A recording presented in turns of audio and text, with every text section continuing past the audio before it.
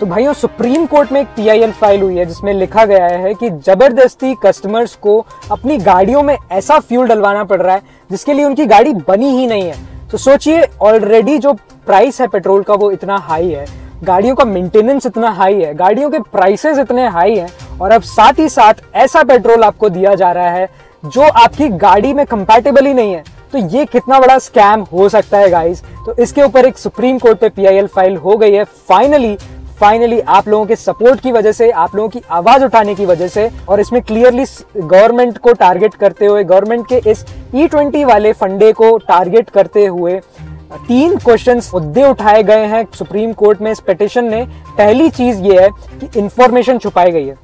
Petrol pump पर लिखा ही नहीं होता है कि भाई E20 वाला पेट्रोल कौन सा है और E0 वाला या E10 वाला है। अरे लिखने की तो दूर की बात है भाई, दिया ही नहीं जा रहा है कोई ऑप्शन।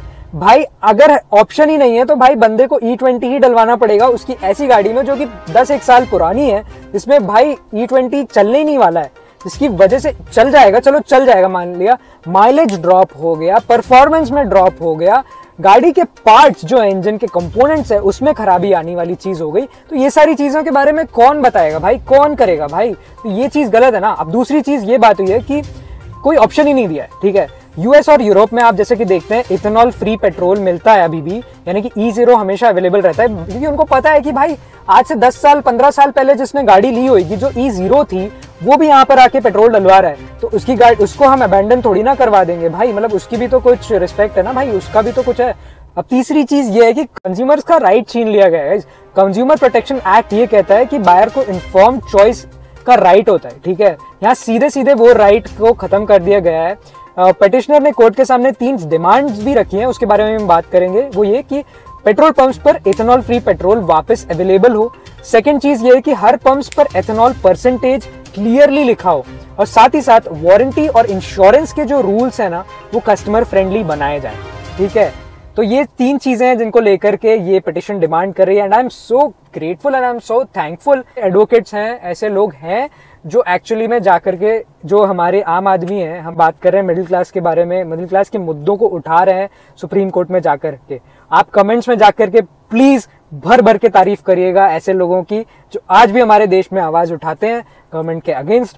और मैं इसके साथ साथ मैं एक और चीज में बात करना चाहता हूँ, तो यार हमें उन ऐसे इन्फ्लुएंसर्स, जर्नलिस्ट के साथ में भी हमें खड़े रहना चाहिए और उनको सपोर्ट करना चाहिए जो क्लियरली प्लेटफॉर्म पर आकर के, यूट्यूब जैसे प्लेटफॉर्म पर आकर के क्लियरली गवर्नमेंट से क्वेश्चन करते हैं। उनके लिए big support and big salute to them. And guys इस वीडियो के लिए इतना ही।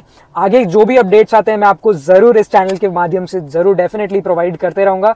प्लीज हाथ जोड़ के विनती करता हूँ सब्सक्राइब कर लेना। मैं यहाँ पे एक नंबर दिखा रहा हूँ, ये 99% आप लोग जो देख रहे हो ये सब्सक्राइब नहीं कर रहे हो, तो प्लीज इस नंबर को हमें कम करना है। हमें इसको 99% से कम करके 90% पे जाना है। तो एटलीस्ट जो भी लोग देख रहे हैं कम से कम 10% तो सब्सक्राइबर्स हो। गाइस इस वीडियो के लिए इतना ही। Thank you so much for watching. हर हर महादेव।